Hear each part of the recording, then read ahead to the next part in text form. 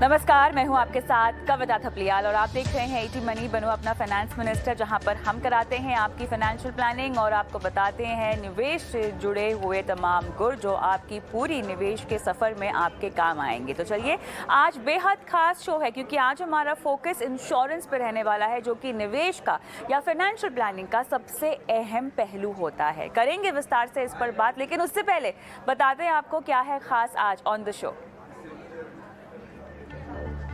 Health insurance policy में room rent capping को समझना क्यों है जरूरी, आज इस पर हम करेंगे विस्तार से बातचीत। साथ ही बताएंगे कोविड से जुड़ी पॉलिसी 30 सितंबर तक आप ले पाएंगे, लेकिन क्या जिस तरह से केसेस कम हो रहे हैं आपको कोविड से जुड़ी पॉलिसी लेनी चाहिए, विस्तार से इस पर होगी बात। साथ ही हेल्थ इंश्योरेंस पॉलिसी में मैटरनिटी कवर का फायदा लेने से पहले कैसे आप इस कवर को समझे, आज विस्तार से इस पर बात करेंगे। अगर आप अपने लिए हेल्थ इंश्योरेंस पॉलिसी लेना चाहते हैं और आगे चलकर आप फैमिली प्लान करना चाहते हैं तो मैटरनिटी कवर या तमाम बेनिफिट्स जो आपको हेल्थ इंश्योरेंस पॉलिसी में मिलने वाले हैं मैटरनिटी के तौर पे, कैसे उसको समझें और उसका फ़ायदा उठाएं, आपको बताएंगे। और इसके साथ साथ अगर आप भी चाहते हैं कि आपका एक संतुलित फाइनेंशियल पोर्टफोलियो हो और आपकी इन्वेस्टमेंट्स को लेके कोई भी सवाल है तो अपने सवाल हमें व्हाट्सएप कर सकते हैं। नंबर आपकी स्क्रीन पे फ्लैश हो रहा है और ये हमारा व्हाट्सएप नंबर है जहां पर आपको अपने सवाल हमें भेजने हैं। आप टेक्स्ट कर सकते हैं, अगर आप चाहें तो अपने सवाल वीडियो के रूप में रिकॉर्ड करके वो वीडियो इस नंबर पर अपलोड भी कर सकते हैं।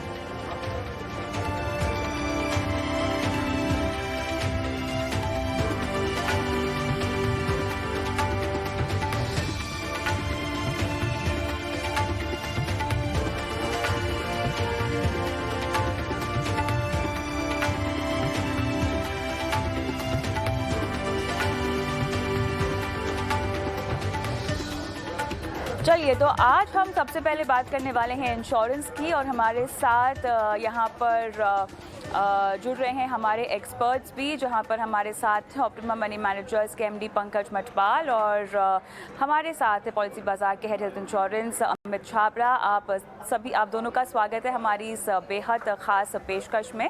और आज हम बात करने वाले हैं मुख्य तौर पर हेल्थ इंश्योरेंस के बारे में और उसमें तमाम पहलू हैं जो हम चाहते हैं कि कोई भी पॉलिसी धारक जब अपने लिए कोई हेल्थ इंश्योरेंस पॉलिसी ले तो इन तमाम बातों का ख्याल रखें। बहुत छोटी छोटी बातें हैं जो अक्सर हेल्थ इंश्योरेंस लेते वक्त आपसे छूट जाती है और यहाँ पर हम बात करने वाले हैं सबसे पहले रूम रेंट कॉस्ट की या रूम रेंट कैपिंग की, जिसको समझना बहुत ज़रूरी है। अगर आप जब हेल्थ इंश्योरेंस लेते हैं उसमें एक रूम रेंट कैपिंग होती है, अगर उस खर्च के नीचे आपका क्लेम हो या उससे ज़्यादा हो तो किस तरह से आपको चुकाने पड़ते हैं एक्स्ट्रा पैसे, या किस तरह से इंश्योरेंस कंपनियाँ इस कॉस्ट को एडजस्ट करती है, कैसे इसका गणित काम करता है, इस पर हम बात करेंगे। तो चलिए चर्चा की शुरुआत करते हैं। और अमित, सबसे पहले मुझे बताएं कि रूम रेंट आपकी हेल्थ इंश्योरेंस पॉलिसी में कितना अहम हिस्सा है और किस तरह से इसकी कैपिंग होती है और अलग अलग तरह की हेल्थ इंश्योरेंस पॉलिसीज़ जो मिलती हैं हमें अलग अलग कंपनियों से, वो किस तरह से इसको देखती हैं और इसकी कॉस्टिंग करती हैं। जी बिल्कुल। ये आई थिंक एक बहुत इम्पोर्टेंट सवाल है। जब भी हम हेल्थ इंश्योरेंस की बात करते हैं तो रूम रेंट कैपिंग एक्चुअली एक, मैं बोलूँगा, सबसे महत्वपूर्ण चीज़ है जो आपको देखनी चाहिए एक नई पॉलिसी खरीदते हुए। अब जब भी आप एक नई पॉलिसी खरीदते हैं तो उसमें रूम रेंट कैपिंग का मतलब ये है कि आपकी पॉलिसी में पर डे जब भी आप क्लेम करते हैं, आप कितना अमाउंट क्लेम कर सकते हैं रूम रेंट के लिए। ये हर पॉलिसी में अलग-अलग होता है। कुछ पॉलिसीज़ ऐसी हैं और जो सबसे कॉमन है आजकल वो ये कहता है कि आप एक सिंगल प्राइवेट रूम में रह सकते हैं। उसका जितना भी खर्चा हो, चाहे ₹10,000 है, चाहे ₹5,000 है, चाहे ₹20,000, डिपेंडिंग ऑन कैसा हॉस्पिटल है। लेकिन अगर वो एक सिंगल प्राइवेट एसी रूम है, तो उसका जो भी खर्चा है वो दिया जाएगा। ये एक सबसे कॉमन, और जितनी भी नई आजकल पॉलिसीज़ आ रही हैं उनमें ये सबसे कॉमन रूम रेंट लिमिट होती है।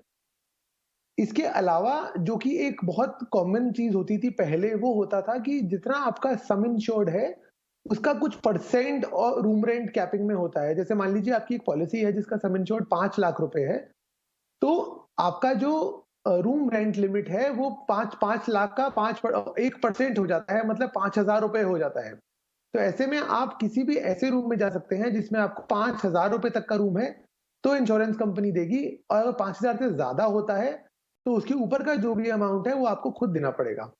अब इसमें एक बहुत इंपॉर्टेंट चीज़ है सारे व्यूअर्स के लिए समझना कि ऐसा नहीं है, मान लीजिए आपकी लिमिट ₹5000 की है और आप एक हॉस्पिटल में जाते हैं जहाँ पे की रूम रेंट ₹7000 है। तो एक तो आपको हर पर डे ₹2000 एक्स्ट्रा देने पड़ेंगे रूम रेंट के। लेकिन यहाँ पे बात खत्म नहीं होती है। उस रूम से रिलेटेड जो भी बाकी खर्चे हैं, जैसे कि मान लीजिए डॉक्टर की फीस है, मील्स का खर्चा है, डायग्नोस्टिक्स का खर्चा है, जो भी और खर्चे हैं, वो भी प्रोपोर्शनेटली डिडक्ट करे जाते हैं बेस्ड ऑन कि आपका रूम रेंट कितना है। तो मान लीजिए आपका रूम रेंट की लिमिट 5000 थी और आप 7000 के रूम में रह रहे हैं, तो एक तो आपको 5000 ही रूम रेंट मिलेगा पर डे।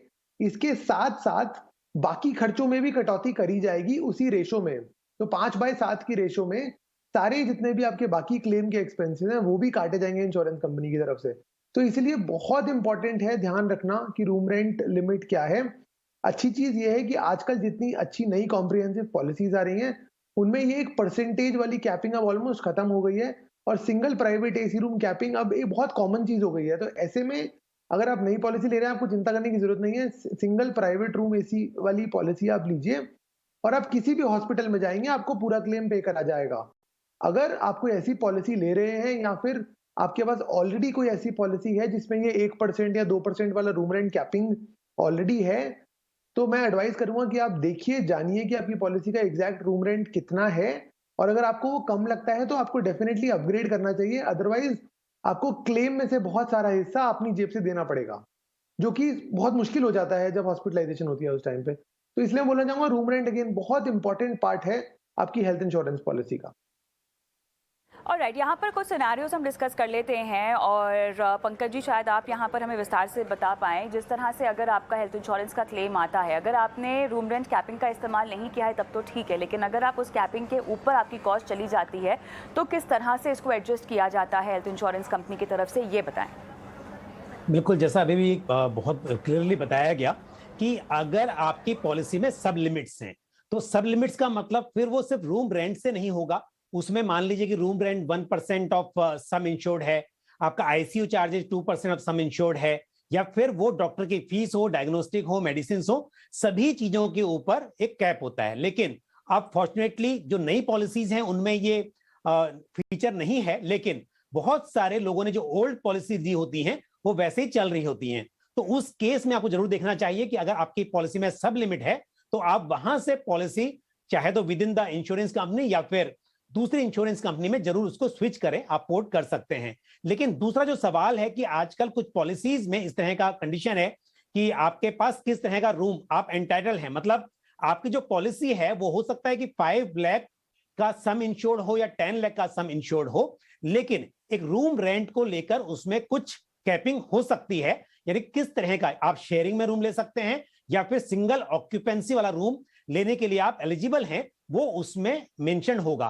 तो जब भी आप कोई पॉलिसी लेते हैं, आप फिर भी, हालांकि मैंने पहले भी कहा कि अब अधिकतर जो नई पॉलिसीज हैं उनमें सब लिमिट वाली कंडीशन नहीं है, फिर भी जब भी आप पॉलिसी ले रहे हो आप जरूर एक्सक्लूजन पढ़े, ये बहुत ही जरूरी हो जाता है। बाकी पढ़े या ना पढ़े, लेकिन एक्सक्लूजन जो है उनको जरूर पढ़ें, उससे आपको मालूम चलेगा कि क्या कवर नहीं होता है।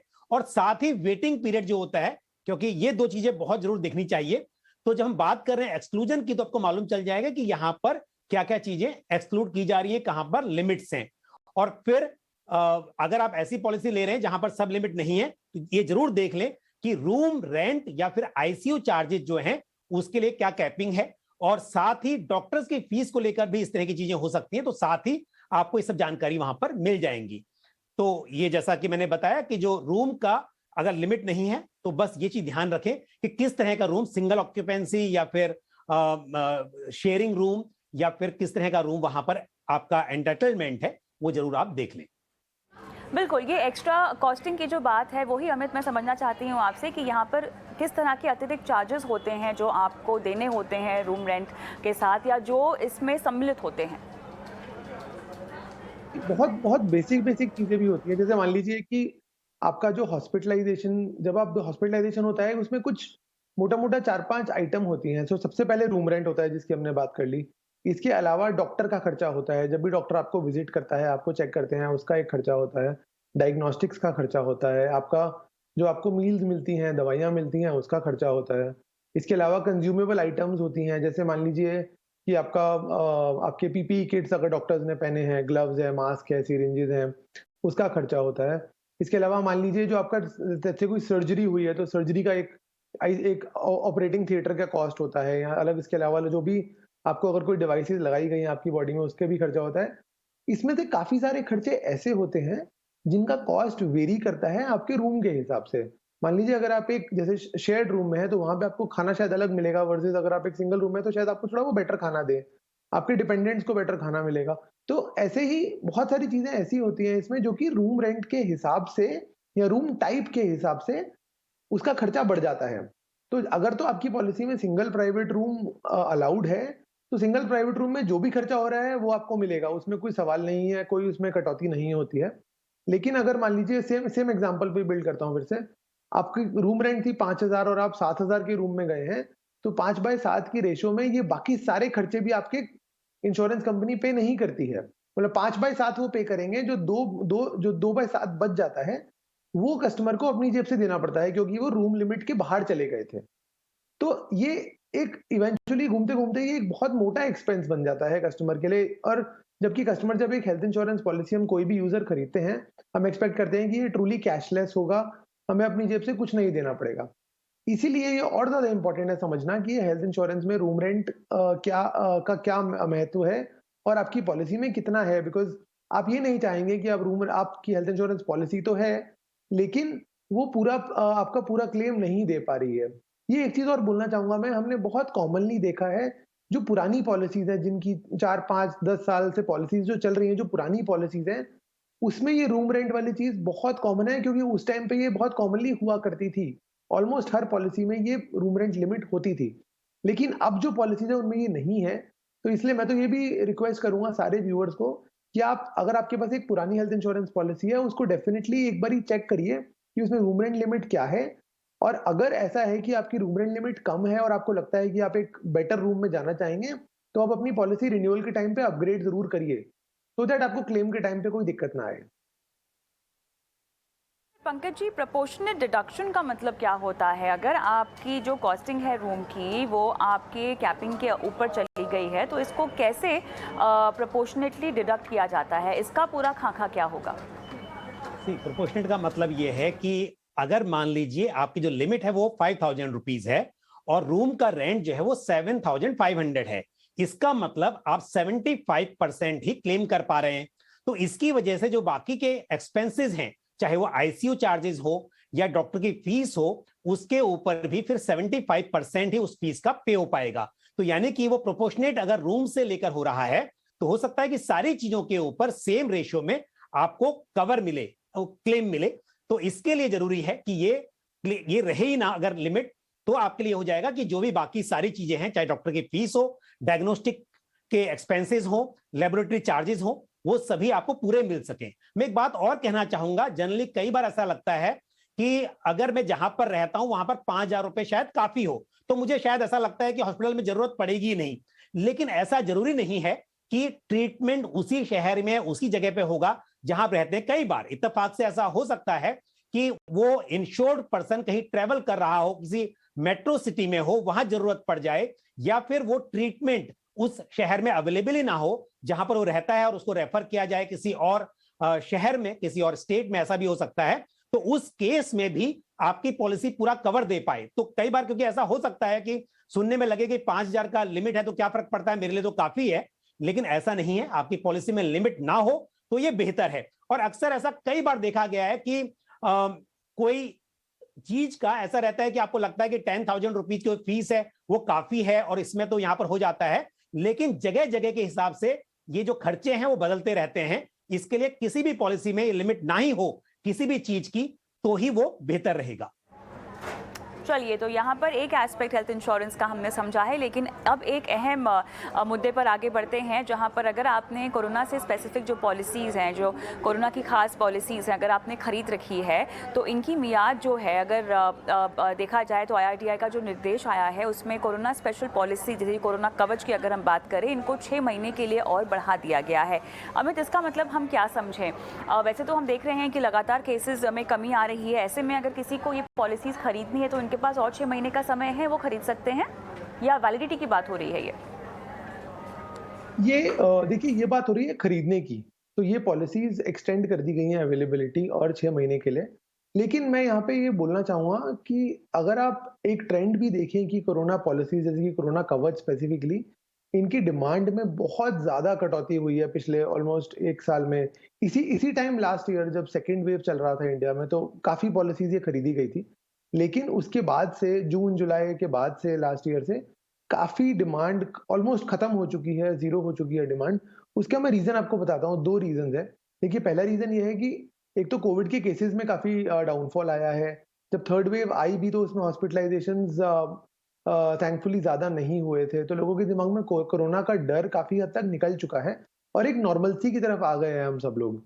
एक ये चीज़ है। दूसरी चीज़ ये है कि देखिए हेल्थ इंश्योरेंस को लेके इतनी ज़्यादा अवेयरनेस बढ़ चुकी है अब, कि अब सबको ये रियलाइज़ होता है कि कोरोना एक चीज़ है, लेकिन हेल्थ इंश्योरेंस एक ऐसी चीज़ है जो सबको चाहिए और वो सिर्फ़ कोरोना के लिए नहीं, वो एक ओवरऑल हॉस्पिटलाइज़ेशन से बचने के लिए, हॉस्पिटलाइज़ेशन के खर्चे से बचने के लिए हेल्थ इंश्योरेंस लेना चाहते हैं।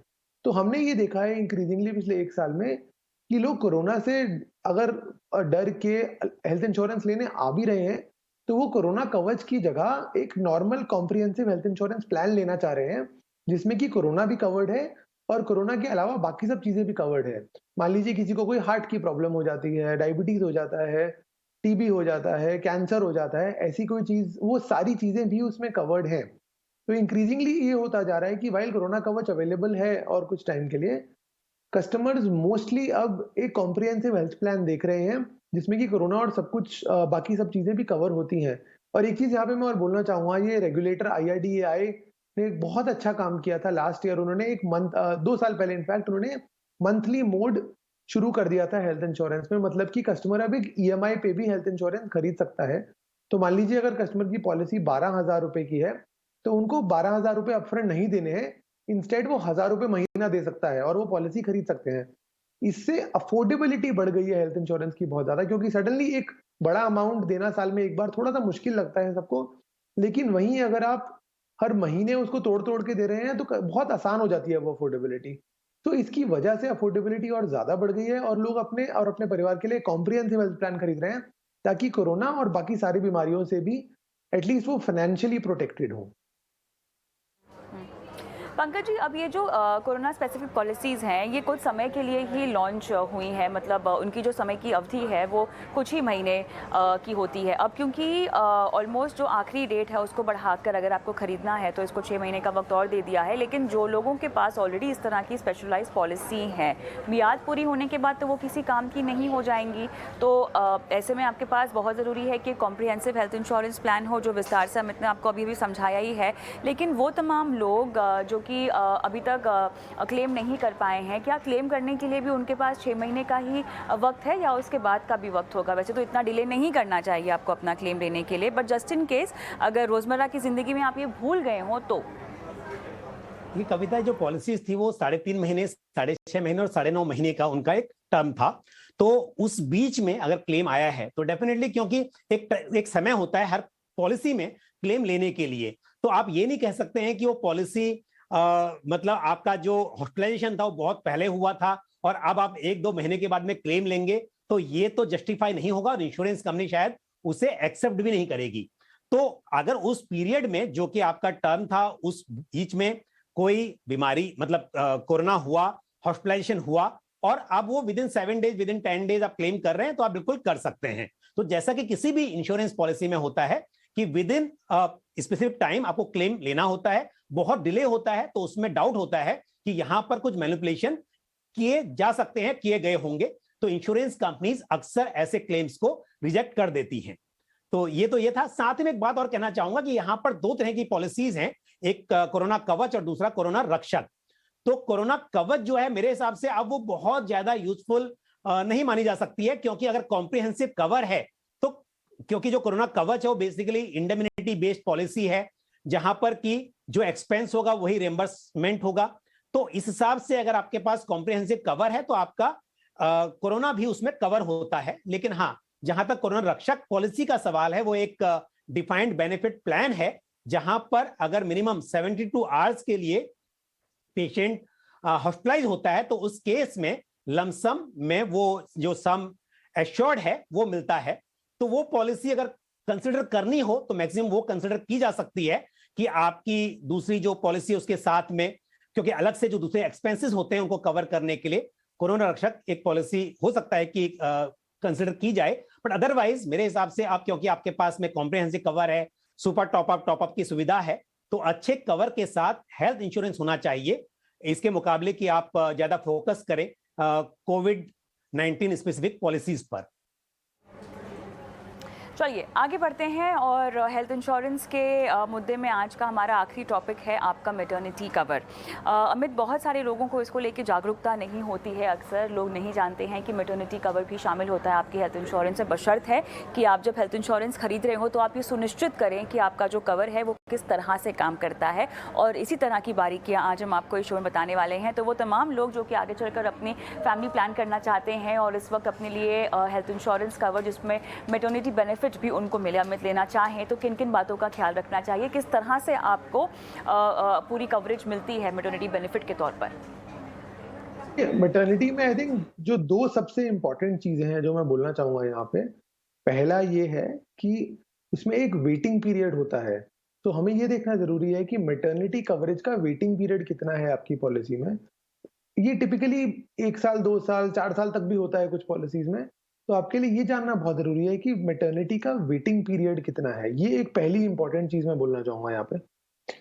नाउ अब मान लीजिए अगर आपका प्लान है कि आप अगले 2 साल में अपना परिवार स्टार्ट करने की प्लानिंग कर रहे हैं, तो फिर आपको वो प्लान आज लेना पड़ेगा, हेल्थ इंश्योरेंस प्लान आज लेना पड़ेगा, सो दैट आपका ये वो कॉस्ट कवर हो पाए मैटरनिटी बेनिफिट में। तो एक वेटिंग पीरियड समझना और वो देखना कि वो आपके प्लान में पूरा सही बैठता है कि नहीं बैठता, एक वो इंपॉर्टेंट चीज है। दूसरी चीज ये है कि आपको कवरेज कितनी मिल रही है।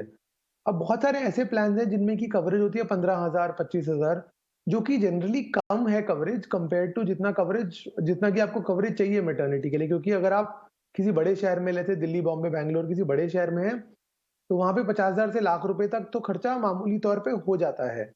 सिमिलरली अगर आप मान लीजिए किसी रिलेटिवली छोटे शहर में भी है, तो वहां पे भी 30-40,000, 50,000 रुपए खर्चा होता है। तो ऐसे में ये बहुत इंपॉर्टेंट हो जाता है कि आप देखेंगे कितना सम इंश्योर्ड आपके लिए सही है। कुछ स्पेशलाइज्ड प्लान्स और भी आते हैं, जैसे कि केयर हेल्थ इंश्योरेंस का एक प्लान है जिसमें कि मैटरनिटी कवरेज आपको 9 महीने के बाद ही मिल जाती है। वो थोड़े महंगे होते हैं प्लान्स ऑब्वियसली, क्योंकि उसमें वही लेते हैं जिनका इमीडिएट प्लान होता है। लेकिन कुछ ऐसे प्लान्स भी आते हैं जिसमें कि मैटरनिटी कवरेज आपको इमीडिएटली मतलब 9 महीने के बाद भी मिल जाती है। तो अगर आपको जल्दी कवरेज चाहिए, आप ज्यादा पैसे देके वो कवरेज भी ले सकते हैं। तो ये 2-3 चीजें हैं जिनका आपको ध्यान रखना चाहिए अगर आप मैटरनिटी कवरेज के एंगल से सोच रहे हैं हेल्थ इंश्योरेंस पॉलिसी के हिसाब से। बिल्कुल।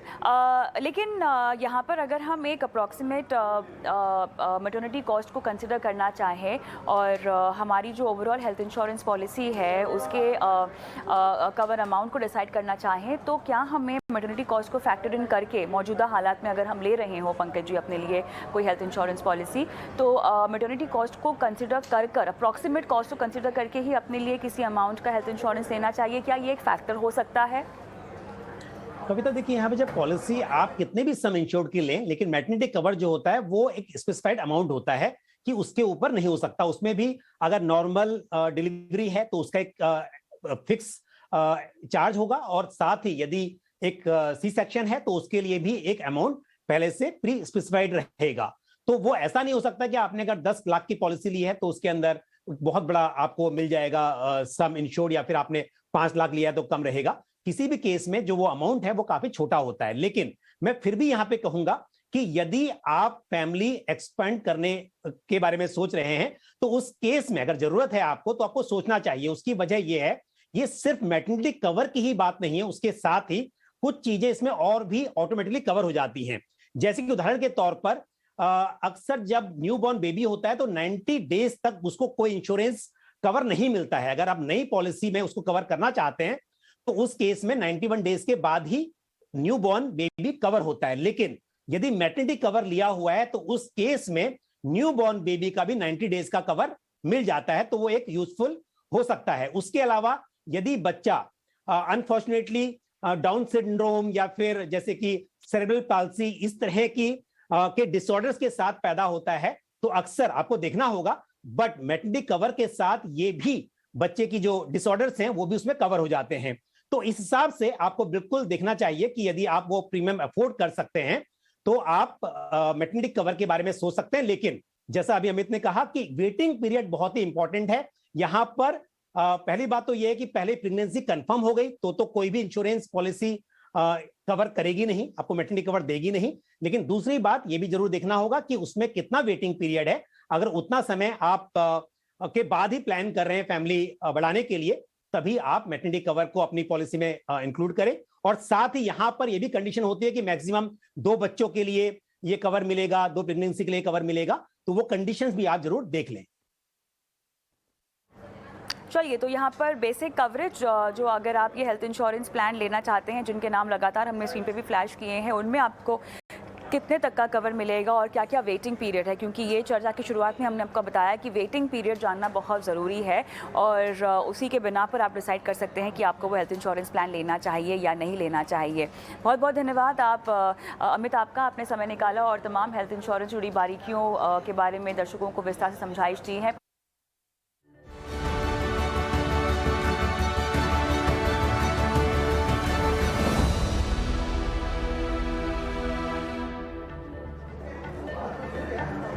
Welcome back. आप देख रहे हैं ईटी मनी बनो अपना फाइनेंस मिनिस्टर। मैं हूं आपके साथ कविता थपलियाल और सवालों की ओर हम रुक करें उससे पहले वो नंबर जहां पर आप हम तक पहुंच सकते हैं, यानी अपने सवाल हम तक पहुंचा सकते हैं। एक व्हाट्सएप नंबर है जहां पर आपको अपने सवाल हम तक पहुंचाने हैं और यहां पर आप चाहें तो वीडियो के रूप में भी अपना सवाल शूट करके हमें भेज सकते हैं। 9619873567 ये वो नंबर है जहाँ पर हमें इंतज़ार रहता है आपके सवालों का।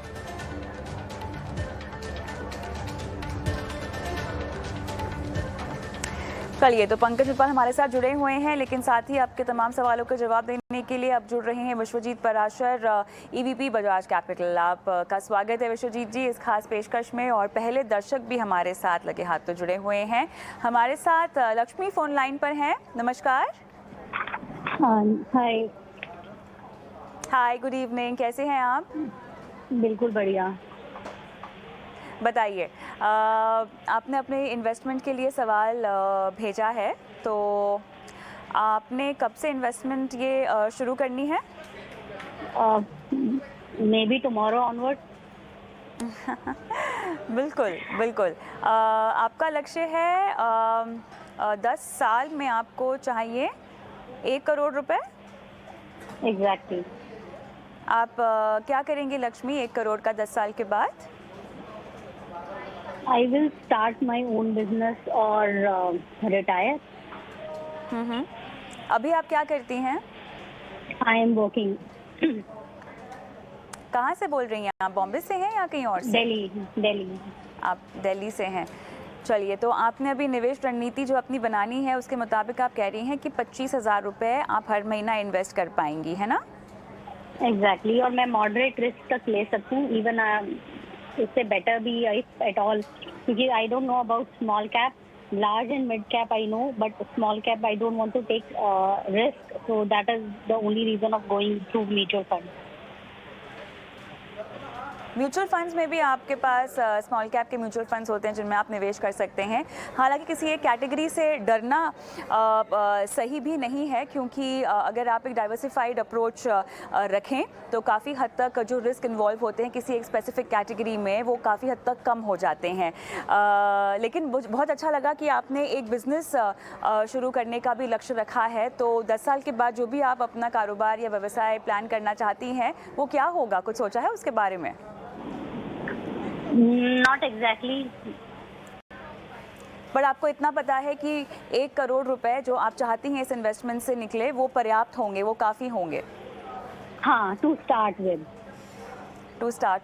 ओके, चलिए, मुबारक हो और बहुत अच्छी सोच है आपकी और उम्मीद करते हैं कि आपका सवाल सुन के बाकी जो महिलाएं हैं जिनको अपने पैरों पर खड़ा होना है या जो अपने लिए इन्वेस्टमेंट की ही शुरुआत करना चाहती हैं वो कुछ आपसे सीखें और आपसे उनको भी इनकरेजमेंट मिले। तो पंकज जी, 10 साल में 1 करोड़ रुपए, 25,000 रुपये का हर महीना का इन्वेस्टमेंट लक्ष्मी करना चाहती हैं। शायद निवेश अमाउंट बढ़ाना होगा, लेकिन लेकिन क्या क्या फंड्स शामिल करने चाहिए? और दूसरा इन्होंने कहा कि स्मॉल कैप से ये कुछ ज़्यादा दिलचस्पी रखती नहीं है निवेश करने की, तो मेरे ख्याल से हमें इनको ये भी समझाना होगा कि कैसे कैटेगरी से डरना सही नहीं है, और स्मॉल कैप हो, मिड कैप हो या कोई भी कैटेगरी हो, आपके फ़ायदे के लिए काम कर सकती है, बशर्ते आपको इतना पता हो कि आपकी अप्रोच क्या है और कितनी वेल डाइवर्सिफाइड है। बिल्कुल लक्ष्मी, मुझे आपकी एक बात बहुत अच्छी लगी और मैं उसकी तारीफ करना चाहूंगा। आपने बोला कि आप कल से ही इन्वेस्ट कर सकते हैं यदि आपको आज स्कीम मालूम चले। तो यानी कई बार ऐसा होता है कि निवेशक बहुत क्लियर नहीं होते हैं, बट आपको भरोसा है कि आपको जो आज एडवाइस मिलेगी वो आपने सही होगी, तो इस विश्वास के साथ आपने कहा कि कल से आप इन्वेस्टमेंट शुरू कर देंगी। तो मैं आपको सही स्कीम बताऊंगा, क्योंकि आप चाहती हैं कि 10 साल में आपके पास में एक वेल्थ क्रिएट हो। तो क्योंकि म्यूचुअल फंड में रिटर्न्स गारंटीड नहीं होते हैं और हम उम्मीद करते हैं कि अगर आप इक्विटी फंड्स में करेंगे तो यहां पर वेल्थ क्रिएट करने का स्कोप रहता है। तो डेफिनेटली जब आपका मकसद ये हो कि आपको अच्छी पूंजी जुटानी है तो यहां पर इक्विटी तो आपको शामिल करनी ही होगी, पोर्टफोलियो में जरूरी है। लेकिन क्योंकि आपने कहा कि आपको मॉडरेट रिस्क चाहिए, तो मैं ऐसे फंड्स बता रहा हूं, जैसे कि पहले एक स्कीम मैं जिक्र करूंगा, एक्सिस निफ्टी 100 इंडेक्स फंड। तो एक इंडेक्स फंड है जो कि टॉप 100 कंपनीज में इन्वेस्ट करेगा, यानी लार्ज कैप फंड है। और टॉप 100 में से जो टॉप 100 का जो इंडेक्स है बेसिकली निफ्टी 50 और नेक्स्ट निफ्टी 50, तो उस निफ्टी 100 इंडेक्स में इन्वेस्टमेंट होगा, तो ये सही रहेगा। उसके अलावा क्योंकि आपने कहा कि आपको स्मॉल कैप से थोड़ा सा डर लगता है या आप नहीं करना चाहती हैं, तो मैं स्कीम बता रहा हूं फ्लेक्सी कैप। फ्लेक्सी कैप में क्या होता है, जो इन्वेस्टमेंट होता है वो अक्रॉस द मार्केट कैप हो सकता है, और फंड मैनेजर्स को कभी ऐसा लगता है कि स्मॉल कैप में ज्यादा स्कोप है वेल्थ क्रिएट करने का, उस वक्त पर फंड मैनेजर्स वहां पर इन्वेस्टमेंट बढ़ा सकते हैं। तो डायरेक्टली स्मॉल कैप नहीं, लेकिन फ्लेक्सी कैप में भरोसा यह रहेगा कि फंड मैनेजर्स को जब ऐसा लगेगा कि समय अनुकूल है, उस वक्त पर ही वहां पर इन्वेस्टमेंट हो सकता है। तो क्योंकि आपके पोर्टफोलियो में स्मॉल कैप भी सही समय पर होना फायदेमंद होगा, तो यदि आप Nippon India flexi cap fund consider करेंगी तो ये एक अच्छा फंड रहेगा आपके लिए। और Canara Robeco emerging equity fund, ये large and mid cap fund है, इसको आप शामिल कर सकती हैं। और साथ ही एक ICICI prudential multi asset fund.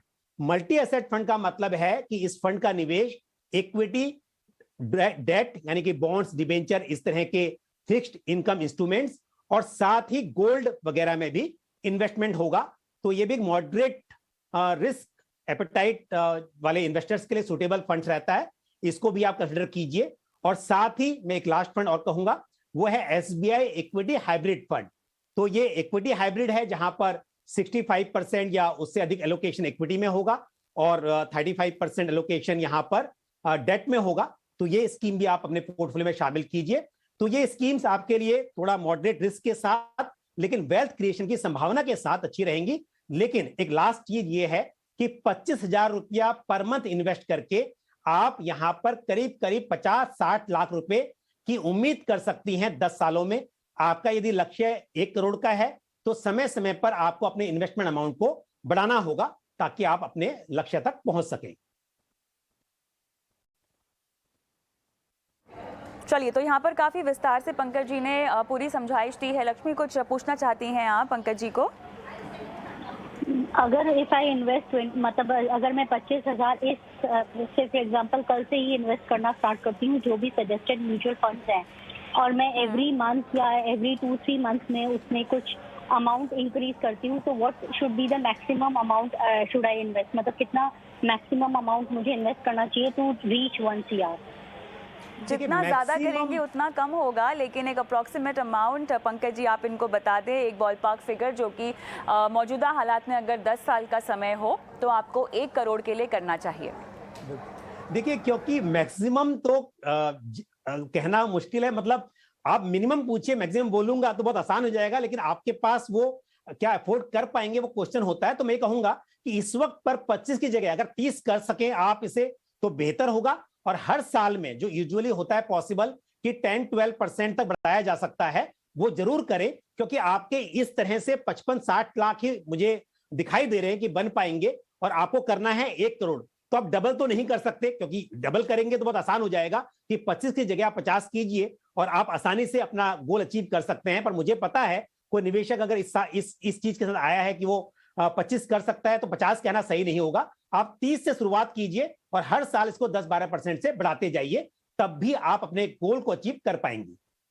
वैसे अगर ये 50,000 अगर करना चाहे तो उससे इनका गोल अचीव हो सकता है। 30 से कितना ज्यादा अधिक आपको कर लेना चाहिए ताकि आप 10 साल में 1 CR इकट्ठा कर सकें? बिल्कुल लक्ष्मी, आप कितना कर सकती हैं, 25-30 से ऊपर आप उतना कर लीजिए, अदरवाइज समय समय बढ़ाते रहिए तब भी सही है। और अगर आपको, मुझे पता नहीं, अगर आप पॉसिबल है 50,000 रुपया अभी से आप 50,000 रुपया हर महीने कर सकती हैं, तो ये बहुत ही अच्छा रहेगा।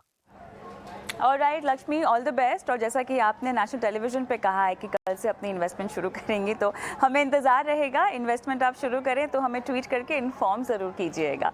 आगे बढ़ते हैं और अगले दर्शक का सवाल हम ट्विटर के ज़रिए लेंगे। मनोज का सवाल है और ये कह रहे हैं कि 2 हेल्थ इंश्योरेंस का जो क्लेम है उसको लेकर ये पूछना चाह रहे हैं। ऑफिस से मिला है इनके पास एक हेल्थ इंश्योरेंस और एक उन्होंने अपना पर्सनल हेल्थ इंश्योरेंस लिया हुआ है जिसमें पति पत्नी दोनों का कवर है। अब पूछ रहे हैं कि इमरजेंसी में क्या दोनों इंश्योरेंस कंपनियों के साथ क्लेम किया जा सकता है? तो ये बहुत इंटरेस्टिंग सवाल है और विश्वजीत जी, बहुत लोग इसको लेकर कंफ्यूज भी रहते हैं। बेहतर तो यही होगा कि आप अपने पहले ऑफिस का ही क्लेम इस्तेमाल करें, लेकिन पर्सनल पॉलिसी का भी साइमल्टेनियसली आपको क्लेम करना चाहिए, लेना चाहिए। और अगर नहीं तो ऐसी कौन सी चीज़ें हैं जो आपको एम्प्लॉयर के पॉलिसी में अगर नहीं मिले तो उसका क्लेम आप अपनी पर्सनल पॉलिसी में ले सकते हैं? जी बिल्कुल, आपने कविता जी सही जवाब दिया कि पहले अपनी कंपनी का इंश्योरेंस क्लेम लेना चाहिए, क्योंकि वो उसमें एक स्पीडी इंश्योरेंस क्लेम भी हो जाएगा, क्योंकि कंपनी का एक ग्रुप इंश्योरेंस होता है तो इंश्योरेंस कंपनी में जल्दी से एक्शन करती है। लीगली 2 कंपनीज में इंश्योरेंस ली जा सकती है। आपने कंपनी से इंश्योरेंस लिया है और सलाह रहती है कि अपना एक पर्सनल इंश्योरेंस भी जरूर लें, क्योंकि कभी आप कंपनी छोड़ें तो भी आपके पास इंश्योरेंस जरूर होना चाहिए। और ऐसा एक भी समय नहीं होना चाहिए कि आपके पास कोई भी मेडिक्लेम पॉलिसी नहीं है। तो दोनों ही कंपनी में कंपनी का इंश्योरेंस भी होना चाहिए और अपना पर्सनल भी होना चाहिए। और इसमें बेटर यही रहता है कि आप दोनों कंपनीज को आप इन्फॉर्म करें कि आपने कौन सी कंपनी का पॉलिसी ले रखा है, क्योंकि जब आपको क्लेम लेना है, सपोज आपका क्लेम 10 लाख का है और आपका कंपनी का इंश्योरेंस केवल 5 लाख का है, तो आपको पहले अपनी कंपनी से इंश्योरेंस क्लेम ले लेना चाहिए। फिर आपको सारे कागजात इकट्ठे करने पड़ेंगे और दूसरी कंपनी को इन्फॉर्म करना पड़ेगा कि अगले 5 लाख के लिए वो दूसरी कंपनी से भी क्लेम ले सकता है, ताकि आपको पूरा 10 लाख का क्लेम आपको मिल जाए। लेकिन इसमें बस एक ही वजह रहती है रिजेक्शन की, कि अगर आपने कंपनी को इन्फॉर्म नहीं किया, जो कि प्रपोजल फॉर्म में आपको एक्नॉलेज करना पड़ता है कि आपने एक और इंश्योरेंस पॉलिसी ले रखी है, तो आपका रिजेक्शन का चांस बहुत कम हो जाता है। और मेरे ख्याल से आपको कंपनी को इन्फॉर्म करना चाहिए कि आपने कौन सी कंपनी का इंश्योरेंस ले रखा है। तो आंसर यही रहेगा कि दोनों कंपनी को इंश्योरेंस ले सकते हैं, पहले कंपनी का लीजिए और फिर अगर जरूरत पड़ती है, आपको पैसा कम मतलब आपका जो क्लेम है वो ज्यादा है और इंश्योरेंस कंपनी का नहीं है इंश्योर्ड, सम इंश्योर्ड, तो आप दूसरी कंपनी से भी अपना क्लेम ले सकते हैं। जी कभी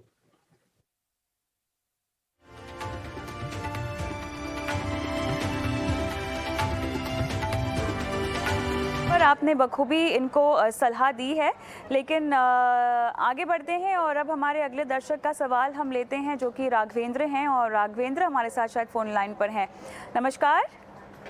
नमस्कार मैडम, कैसे हैं आप? हाँ बढ़िया है मैडम, आपका शो बहुत दिन से देखते हैं, आप पहले से आपका जो बहुत अच्छा लगता है। मैं राघवेंद्र पटेल, एज 23 इयर्स है और मैं अभी जॉब शुरू किया, मैंने 2 साल से मैं जॉब में हूँ। तो मुझे कोई लायबिलिटी नहीं है, जो भी है मेरे पेरेंट्स मेरे लिए अभी सफिशिएंट, जब तक मेरी मैरिज नहीं हो जाती 5 साल तक, तो उस समय तक के लिए मैं 30,000 मतलब जो है ना ये करना चाहता हूँ, इन्वेस्ट करना चाहता हूँ। ओके जी, तो जैसे 20,000 जो है ना लगभग इक्विटी वगैरह में या और ये गोल्ड में, तो किसमें म्यूचुअल फंड में मैं करूं, वो थोड़ा मुझे एडवाइस चाहिए था सर का। चलिए, तो आप 30,000 रुपीज़ जो है इन्वेस्ट कर सकते हैं, है ना? आपका लक्ष्य क्या है? कुछ खास लक्ष्य रखा है आपने? नहीं, कोई ये नहीं है, बस इन्वेस्टमेंट है और जो फ्यूचर मनी के लिए अच्छा हो। जब मेरी लायबिलिटी शुरू हो, मेरी जो बच्चे हों, तो जब है ना, तो अभी आपकी उम्र क्या है? 24 है, 24 रनिंग है। ओके, चलिए, अच्छा अमाउंट है जो कि आप निवेश करना चाहते हैं और आने वाले वक्त जैसा कि आपने कहा कि आपके ऊपर आर्थिक जिम्मेदारियां बढ़ेंगी, उसके लिए बहुत सही समय पर आपने अपनी प्लानिंग की भी शुरुआत करने का डिसीजन लिया है। और पंकज जी, 30,000 पर मंथ मेरे ख्याल से एक बढ़िया राशि है। इमीडिएट गोल्स इनको भी नहीं पता है, लेकिन इतना पता है कि आने वाले वक्त में फाइनेंशियल रिस्पॉन्सिबिलिटीज़ बढ़ेंगी और उन्हें पूरा करने के लिए इन्हें सक्षम रहना है। बिल्कुल राघवेंद्र जी, बहुत कम उम्र में आप निवेश की शुरुआत कर रहे हैं तो फायदा जरूर होगा आपको, लेकिन लक्ष्य आपका लंबे समय का होना चाहिए। अगर आप इक्विटी फंड्स में निवेश कर रहे हैं, क्योंकि आपने कहा कि गोल कोई सेट नहीं है, तो मान के चल रहा हूं कि आप कम से कम 5 साल, जैसे आपने कहा कि उसके बाद आपकी जिम्मेदारियां बढ़ेंगी, तो उस हिसाब से आप निवेश करेंगे। तो इक्विटी फंड्स में आपको मैं राय दूंगा कि एक ICICI prudential value discovery fund, इस फंड को आप कंसिडर करें, ये एक अच्छा फंड रहेगा आपके लिए। साथ ही एक मिड कैप फंड, क्योंकि जो फंड्स होते हैं वो अलग अलग तरह के शेयर्स में इन्वेस्ट करते हैं, उसके आधार पर उन्हें कैटेगराइज किया जाता है। तो एक मिड कैप फंड देने की सलाह दूंगा। एक्सिस मिड कैप फंड एक अच्छा फंड होगा, और साथ ही एक कैनरा रूबिको स्मॉल कैप फंड। तो एक मैंने आपको वैल्यू फंड बोला है, ये बेसिकली इसका अगर पोर्टफोलियो देखेंगे तो ज्यादा लार्ज कैप में इसका इन्वेस्टमेंट है इस वक्त पर, और साथ ही मिड कैप और स्मॉल कैप की मैंने सलाह दी है। तो इन 3 फंड्स में आप इन्वेस्टमेंट कीजिए। ये इक्विटी फंड्स है। साथ ही आप चाहते हैं कि गोल्ड भी आपके पोर्टफोलियो में शामिल हो, तो आप Nippon India gold savings fund इसको कंसिडर कर सकते हैं। तो गोल्ड फंड ये बेसिकली एक, हम हमेशा कहते हैं कि पोर्टफोलियो में थोड़ा रहना चाहिए एक हेजिंग के रूप में, लेकिन बाकी वेल्थ क्रिएशन के लिए इक्विटी फंड्स आपके लिए सुटेबल रहते हैं लॉन्ग टर्म में। पंकज जी, कोई खास वजह आपने इनको एक किसी भी तरह का फ्लेक्सी कैप या एक स्ट्रांगली बेस्ड ओरिएंटेड पोर्टफोलियो या फंड जो हम कहते हैं वो रेकमेंड नहीं किया है? फ्लेक्सी कैप की जगह पे मैंने वैल्यू डिस्कवरी फंड बोला है, जिसका पोर्टफोलियो मुझे काफी सही लगता है। और ये भी क्योंकि एक तरह फ्लेक्सी कैप ही है जो कि किसी भी तरह के मार्केट कैप वाले स्टॉक्स में इन्वेस्ट कर सकता है। सिर्फ अंतर ये होता है कि वैल्यू फंड में आपके जो स्टॉक्स हैं वो बेसिकली वैल्यू इन्वेस्टमेंट पर आधारित होते हैं, मतलब कि ऐसे स्टॉक्स जो कि मार्केट अपनी वैल्यूएशन, सही वैल्यूएशन पर अवेलेबल हो, या फिर जो उनका इंट्रिंसिक वैल्यू है, बुक वैल्यू है, उससे कम प्राइस पर अवेलेबल हो। तो इस तरह के नए निवेशक के लिए इस तरह के फंड में निवेश करना और भी अच्छा हो सकता है, और मैंने पोर्टफोलियो को ध्यान में रखते हुए उन्हें सजेस्ट किया है। साथ ही मिड कैप और स्मॉल कैप मैंने अलग से उन्हें बता दिए हैं। तो इस तरह से इनका जो पोर्टफोलियो है वो एक वेल डाइवर्सिफाइड बन जाएगा। अगर ये एक ही फंड में कर रहे होते थे या 2 ही फंड होते तो शायद मैं ऐसा भी बोलता कि मल्टी कैप और फ्लेक्सी कैप ले लीजिए, पर इनके पास में पैसा भी सफिशिएंट है, जिम्मेदारियां भी नहीं है, तो मैंने इनके लिए स्मॉल कैप, मिड कैप और एक अलग से वैल्यू फंड लेने का सजेशन इनको दिया है। राघवेंद्र, आगे चलकर आपको अपने लिए एक लाइफ इंश्योरेंस प्लान भी ले लेना चाहिए। वैसे तो अभी ही ले लेना चाहिए, लेकिन जैसा कि आपने स्पेसिफाई किया है कि आपके ऊपर कोई आर्थिक जिम्मेदारियां नहीं है, तो 1-2 साल के बाद भी अगर आप ले तो बेहतर है, लेकिन याद से ज़रूर ले लीजिएगा, क्योंकि जैसे जैसे आपकी उम्र बढ़ेगी वैसे वैसे आपकी टर्म प्लान की जो कॉस्टिंग है वो भी ऊपर जाएगी, तो इस बात का आपको ख्याल रखना होगा। कोई सवाल पूछना चाहते हैं पंकज जी को? नहीं, thank you madam, thank you sir, बहुत अच्छा ये है, ठीक है। हम इसको बस इसमें कितना अमाउंट होना चाहिए वो थोड़ा देखिए, आपने कहा है कि इक्वल अमाउंट दे देना चाहिए। बिल्कुल, अच्छा, क्योंकि उन्होंने कहा 30,000 रुपया महीना आप निवेश करना चाहते हैं, 10,000 रुपीज 3 स्कीम में आपने जैसा बोला है। तो अगर पूरा मिला के 30 ही करना चाहते हैं तो आप 10 वैल्यू डिस्कवरी में, 10 एक्सिस मिड कैप में, 8 आप कैनरा रूबिको में कर लीजिए, और 2,000 रुपए आपने जैसा कहा है गोल्ड में उसमें कर लीजिए। ध्यान रहे कि आपका जो पोर्टफोलियो है इसमें, क्योंकि स्मॉल कैप भी है और स्मॉल कैप में उतार चढ़ाव की संभावना ज्यादा रहती है, तो आप ये समझ के चलिए कि आप वेल्थ क्रिएशन के हिसाब से थोड़ा सा अधिक रिस्क के साथ इस पोर्टफोलियो में निवेश कर रहे हैं। तो लंबे समय का आपका एक नजरिया रहना चाहिए, लेकिन ओपन एंडेड स्कीम है, जरूरत पड़ने पर आप कभी भी यहां से एग्जिट कर सकते हैं। चलिए, ऑल द बेस्ट आपकी इन्वेस्टमेंट्स के लिए राघवेंद्र। आगे बढ़ते हैं और अब वक्त हो गया है आज का निवेश का गुरु मंत्र जानने का।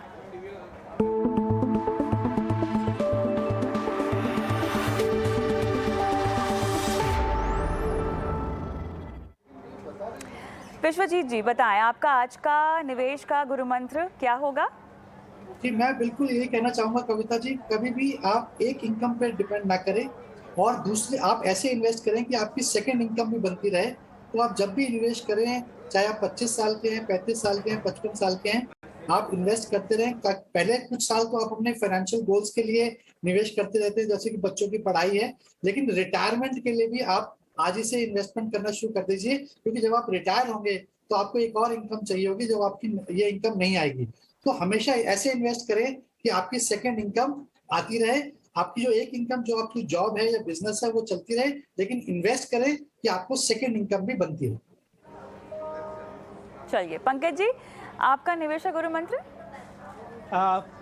कविता, मैंने अक्सर देखा है कि निवेशक कई बार कुछ डिसीजन मतलब मान लीजिए गलत हो जाते हैं। आपने इन्वेस्टमेंट, चाहे वो इंश्योरेंस की पॉलिसी में इन्वेस्ट कर दिया हो, पॉलिसी बाय कर ली हो, या फिर आपने म्यूचुअल फंड या शेयर्स में ऐसा इन्वेस्टमेंट कर दिया हो जो कि आपके उम्मीद के मुताबिक ना हो, उसकी वैल्यू शायद और भी कम हो गई हो। आपको पता है कि डिसीजन गलत है, लेकिन निवेशक सोचता है कि जब मेरा वाला प्राइस आएगा तब मैं निकलूंगा, या इंश्योरेंस की पॉलिसी पता है कि गलत डिसीजन है बट सरेंडर करूंगा तो उससे कम मिलेगा, तो डिसीजन ले नहीं पाते और लंबे समय तक वहां इन्वेस्टेड रहते हैं, जिससे एक तो अपॉर्चुनिटी का लॉस होता है। अगर वहां से आप एग्जिट कर जाएं और कहीं और इन्वेस्ट कर दें तो शायद आपका लॉस भी कवर हो जाएगा और आपको फायदा होने की भी संभावना होगी। लेकिन अक्सर देखा है कि इमोशनल बायसेस की वजह से इन्वेस्टर अपने गलत डिसीजन के साथ आगे बढ़ते रहते हैं और वहीं इन्वेस्टेड रह जाते हैं। तो मेरा कहना यही है, जब भी आपको समझ में आ जाए कि आपका डिसीजन गलत था या डिसीजन आपने सही लिया था लेकिन आपकी जरूरत के मुताबिक वो स्कीम सुटेबल नहीं है, तो आप लॉस के साथ भी वहां से निकल जाएं, कहीं और इन्वेस्ट कर दें ताकि आपका लॉस कवर हो सके और आपका गोल अचीव हो सके। अननेसेसरी उसके साथ में आप जुड़े ना रहें। चलिए, तो यहाँ पर आगे बढ़ते हैं और अब रुक करते हैं दर्शकों के सवालों की ओर, और हमारे दर्शक भी हमारे साथ फोन लाइन पर जुड़ गए हैं। रोहित शर्मा, रोहित नमस्कार, कैसे हैं आप? I am good. पूछिए, क्या सवाल है आपका रोहित? मैम, मेरे पास HDFC ergo general insurance optima restore family का मेडिकल इंश्योरेंस है, और इसमें मैं, मेरी वाइफ और I have 2 sons, so we are covered under this. मेरा elder son is suffering from epilepsy, so is it mandatory for me to disclose them as a pre existing disease? मुझे ये बताएंगे आपकी कि ये कब पता चला है एपिलेप्सी के बारे में बच्चे की? ये पॉलिसी लेने के बाद में ही पता चला है मैडम हमें। पॉलिसी लेने के बाद पता चला है? हाँ, हाँ। चलिए, तो ऐसी सूरत में विश्वजीत जी बताएं हमें कि यहाँ पर इंश्योरेंस कंपनी को बताना तो ज़रूरी होगा एक तरह से? सबसे पहले अगर पॉलिसी लेने से पहले एपिलेप्सी थी तो नहीं बताया तो वो तो गलत है, वो तो बताना चाहिए। लेकिन अगर पॉलिसी लेने के बाद आपको लगता बच्चे को एपिलेप्सी हुई है तो बताना जरूरी नहीं है। अगर इन्फॉर्म करना चाहें गुड फेथ में तो आप जरूर कर सकते हैं, पर आपको क्लेम पूरा मिलेगा। ओनली मिस्टेक, अगर आपने पॉलिसी लेने से पहले एपिलेप्सी हुई और नहीं बताया वो गलत हो सकता है, बट अदरवाइज आप बताना चाहें तो गुड फेथ में बता सकते हैं, अदरवाइज आपको क्लेम पूरा सेटलमेंट मिलेगा जब भी कोई जरूरत पड़े, तो ऐसी कोई जरूरत नहीं है। तो अब अगर ये बताते हैं विश्वजीत जी तो फिर इनकी पॉलिसी की प्रीमियम क्या बढ़ सकती है? जी, क्योंकि पॉलिसी लेने के बाद इनका ऐसा केस हुआ है तो नेक्स्ट ईयर में जब वो रिन्यूअल कराने जाएंगे तब उनको इन्फॉर्म कर सकते हैं और थोड़ा बहुत उसमें प्रीमियम बढ़ सकता है, बट क्लेम में कोई सेटलमेंट में कोई इश्यू नहीं आना चाहिए। अब ऐसे में अगर मान लीजिए ये बेहतर सर्विस के लिए अपनी इंश्योरेंस कंपनी बदलना चाहते हैं तो क्या इनको इंश्योरेंस प्लान मिल जाएगा या ये एक्सक्लूजन्स में आ जाएगी बीमारी? जी बिल्कुल, ये हर इंश्योरेंस कंपनी में अलग अलग एक्सक्लूजन्स हैं, तो कई कंपनीज इसको कवर करती भी हैं, ऐसा भी है कि मिल सकती है। नई फ्रेश पॉलिसी किसी और इंश्योरेंस कंपनी से मिल सकती है, लेकिन इनको पहले से ही इन्फॉर्म करना पड़ेगा, थोड़ा सा प्रीमियम बढ़ेगा। तो मुझे नहीं लगता कि कोई कंपनी इसको रिजेक्ट करेगी। एक आध कंपनी ऐसे हो सकते हैं जो इसको एक्सक्लूजन में काउंट करती हूँ, बट मेरे हिसाब से फ्रेश पॉलिसी आराम से मिल सकती है। चलिए रोहित, बस आपको इतना करना है कि इंश्योरेंस कंपनी को इन्फॉर्म करना होगा और अगली बार जब आप रिन्यू करेंगे अपनी इंश्योरेंस पॉलिसी तो थोड़ा सा आपको प्रीमियम ज़्यादा चार्ज किया जाएगा इंश्योरेंस कंपनी की तरफ से। आगे बढ़ते हैं, अगला सवाल हम ट्विटर के ज़रिए हमारे दर्शक SP सिंह का लेंगे और इन्होंने SBI बैंक के ज़रिए SBI म्यूचुअल फंड में निवेश किया है और इनके पास SBI म्यूचुअल फंड के 8 अलग अलग फंड हैं और इन्होंने बेसिकली एक ही फंड हाउस के तमाम फंड्स अपने पोर्टफोलियो में शामिल कर रखे हैं। तो सबसे पहले तो ये रणनीति पर इनको हमें समझाइश देनी होगी और साथ ही पूछ रहे हैं कि किस प्लेटफॉर्म के ज़रिए इनको डायरेक्ट निवेश करना चाहिए। इन्होंने मेरे ख्याल से रेगुलर स्कीम्स जो हैं वो लेके रखी हुई हैं और सभी को ये अब डायरेक्ट में तब्दील करना चाहते हैं। तो समय हालांकि हमारे पास बहुत कम है और ये एक ऐसा मुद्दा है जिस पर हम जितना चाहें उतना समय कम पड़ता है क्योंकि इस तरह की गलतियाँ निवेशक दर्शक बहुत ज़्यादा करते हैं। पंकज जी, एक ही फंड हाउस से इन्होंने 8 स्कीम्स जो हैं वो लेके रखी हुई हैं और हालांकि AMC बहुत अच्छी है अपने आप में, हम देखा है बेहतरीन से बेहतरीन फंड इनके पास मौजूद हैं पोर्टफोलियो में, लेकिन उसके बावजूद भी एक ही AMC का पोर्टफोलियो बनाना किस तरह से फाइनेंशियल प्लानिंग के लिहाज से गलत हो सकता है? बिल्कुल एक ही तरह, एक तो बहुत सारी स्कीम्स हैं और वो भी एक ही फंड हाउस की। क्या होता है, हर फंड हाउस की एक फिलॉसफी होती है, उनका एक इन्वेस्टमेंट स्टाइल होता है फंड मैनेजर का। तो यदि आप उसमें डाइवर्सिफिकेशन चाहते हैं तो अलग अलग फंड हाउसेस की अगर स्कीम्स लेंगे तो वो बेहतर रहेगा। अब दूसरी बात यह है कि जो स्कीम्स हैं उनमें कुछ में लमसम है और कुछ में आपने SIP स्टार्ट की हुई है। तो यहां पर यदि आपको कुछ बदलाव चाहिए, क्योंकि स्कीम्स अच्छी हैं, तो बहुत ज्यादा तो मैं नहीं कहूंगा कि आप यहां से एग्जिट कीजिए, लेकिन फिर भी आप SBI ब्लू चिप फंड से निकल सकते हैं और बाकी स्कीम आप कंटिन्यू कर लीजिए। अब आपको यदि नई स्कीम ऐड करनी है दूसरी फंड हाउसेस की, तो यहां पर कुछ फंड्स मैं बता रहा हूं, लेकिन ऐसा नहीं है कि सभी फंड्स में आपको इन्वेस्ट करना है, लेकिन थोड़े बदलाव के लिए एक जैसे कि ICICI प्रूडेंशियल MNC फंड है, इस फंड को आप कंसिडर कर सकते हैं, जिसका निवेश मतलब कि MNCs में होता है, मल्टीनेशनल कंपनीज में होता है, वो चाहे इंडियन कंपनीज हो या फिर इंटरनेशनल कंपनीज हो, तो इसे आप बिल्कुल कंसिडर कर सकते हैं। उसके अलावा Nippon India flexi cap fund, ये एक अच्छा फंड है फ्लेक्सी कैप कैटेगरी का।